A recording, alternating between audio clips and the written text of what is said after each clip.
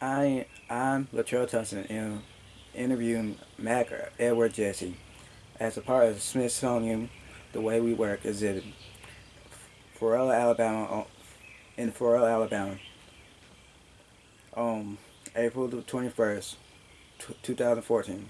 Please state your full name and spell your last name and tell me where do you live. Do you understand that you are being interviewed as a part of the Smithsonian The Way We Work exhibit?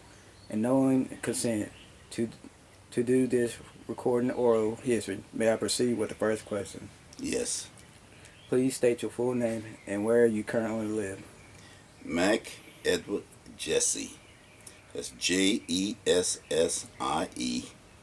And I live in Opp, Alabama. Have you always lived in Alp, Alabama?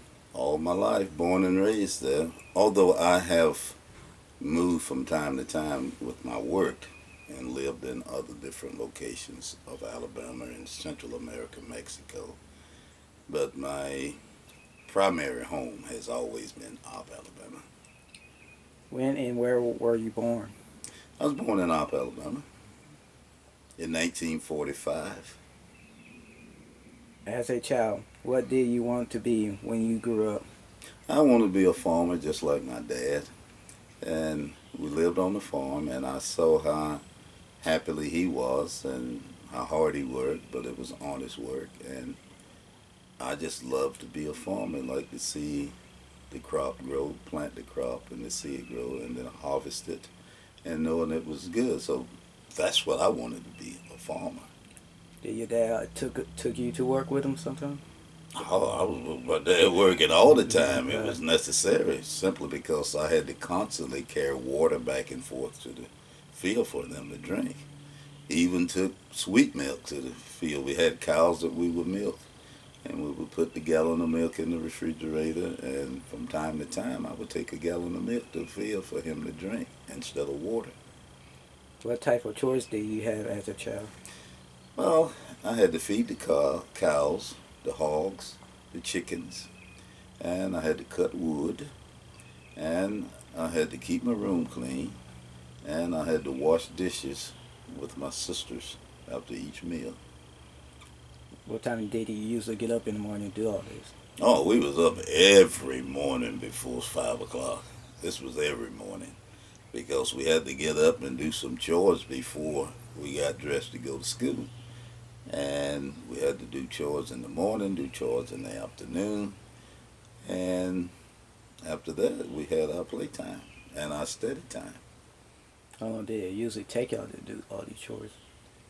Well, we would do chores in the morning for approximately an hour, and then in the afternoon it wasn't much over an hour.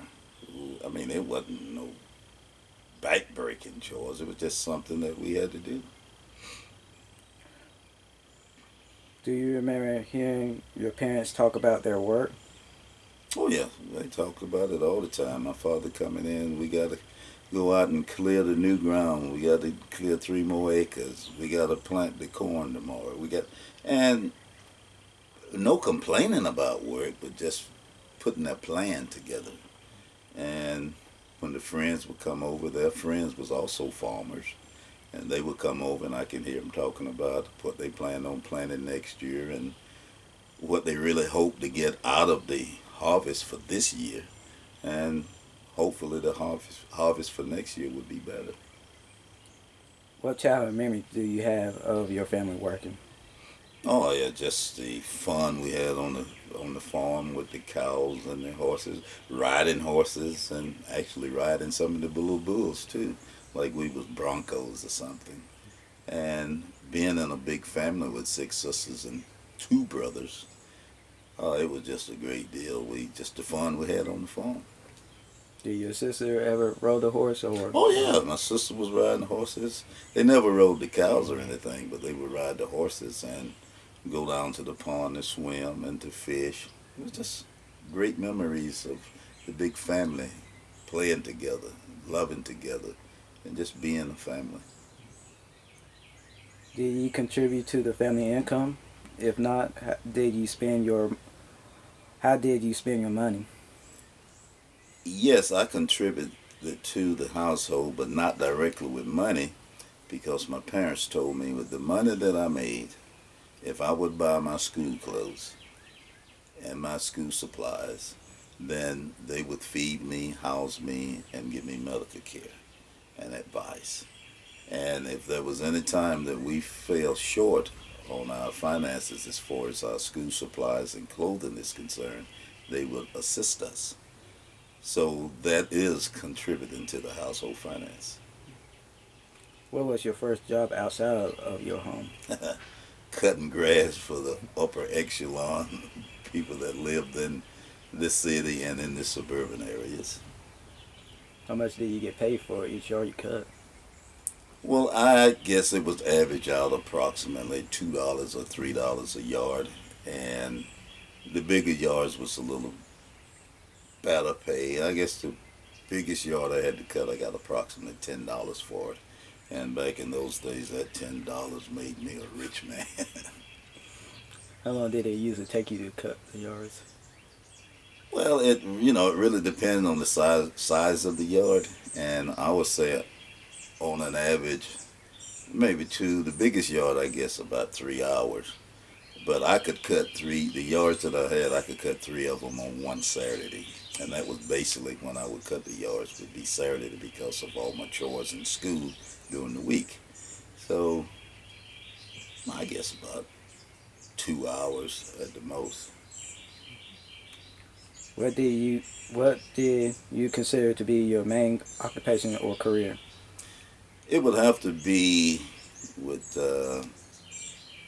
I would say, quality control and production with the VF Jeans Corporation because I worked there for approximately 12 to 15 years.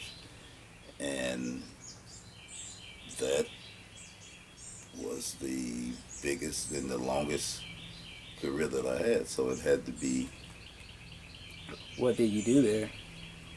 well, I had to do a 10 or 20% inspection, pull an audit on 10% of each shipment that left the factory coming back to the U.S. And I had to make sure that each factory that we wanted to put work in was capable of producing the amount of garments we needed per week. How did you decide on your career? My career basically decided me because, like I said, I wanted to be a farmer. But after we left the farm when I was approximately 11, 12 years old, I that concept left me because I had to do other work. And then when I did start working at a garment industry, I was working as a time study engineer, and this company was doing work for VF Corporation, doing the Meritage and Francois jeans. And we was the only company in this area that was doing work for VF. And they sent their quality control person down to pull audits, and they assigned me to work with him. And after a year working with him, he came to me and asked me would I consider working for VF instead of working for Covington Industries. So I told him yeah. So I put in an application for them, and I started working for VF after a year of assisting him. How did you train for your career? On the job training How, with him. how long did it usually take though?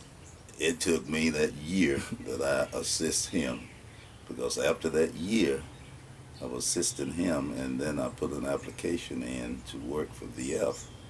And when they hired me, they put me right out in the field by myself, so I was ready to go.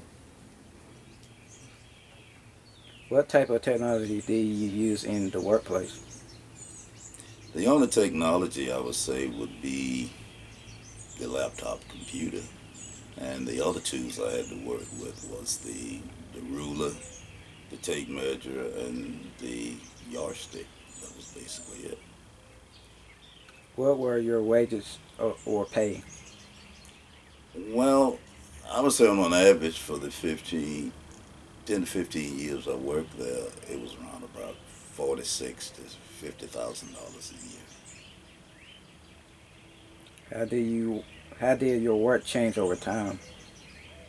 Well, as when I first started out, I was working in the USA, working from Alabama, Georgia, Tennessee, Kentucky, and Mississippi. And suddenly the shift changed and everything started going south to Mexico. Some went east over to China, but fortunately mine went to Mexico. So I shifted to Mexico, so that was a major change. Out of the states or country, which place you like the better?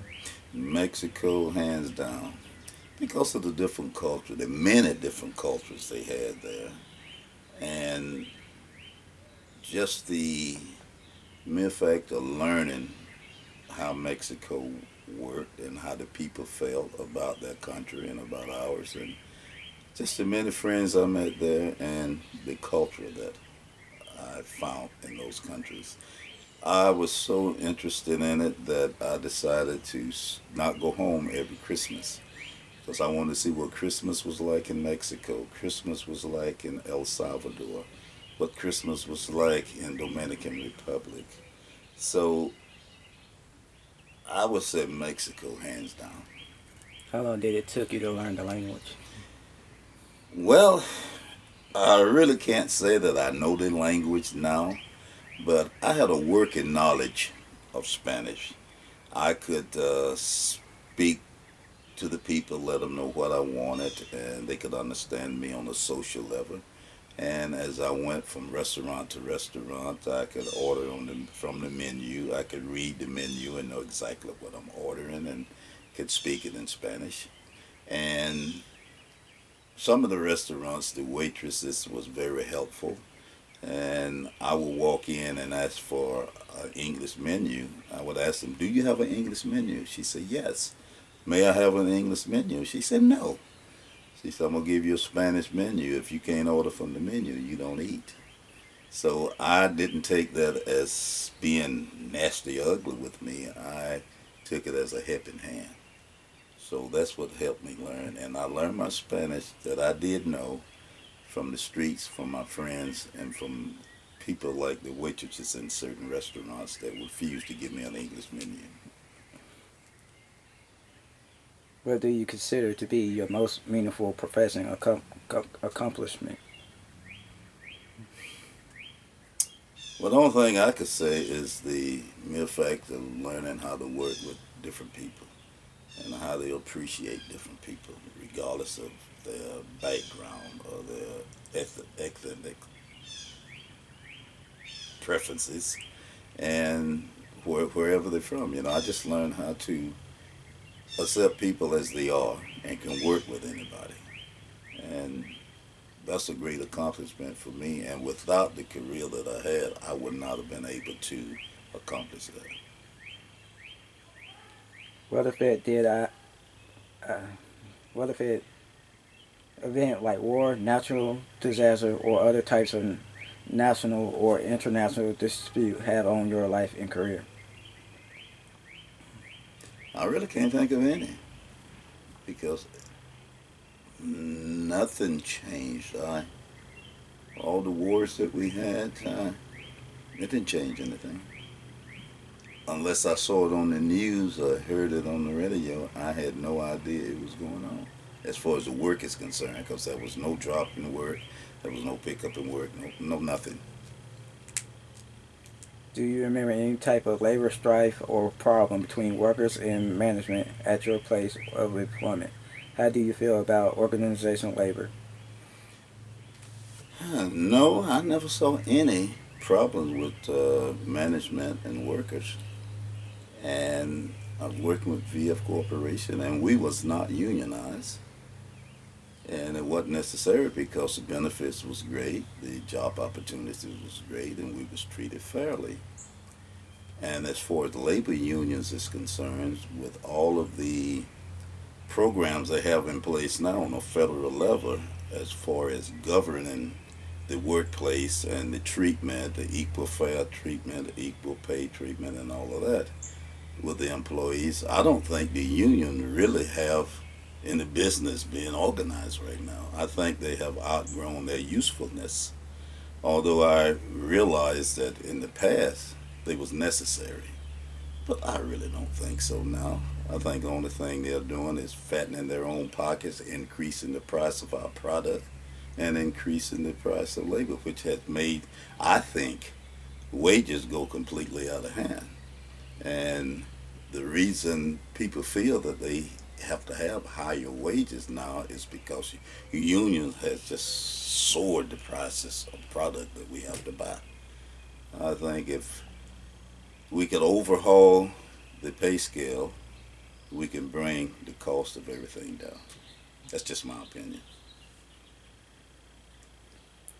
How do you feel about the future of work in the United States?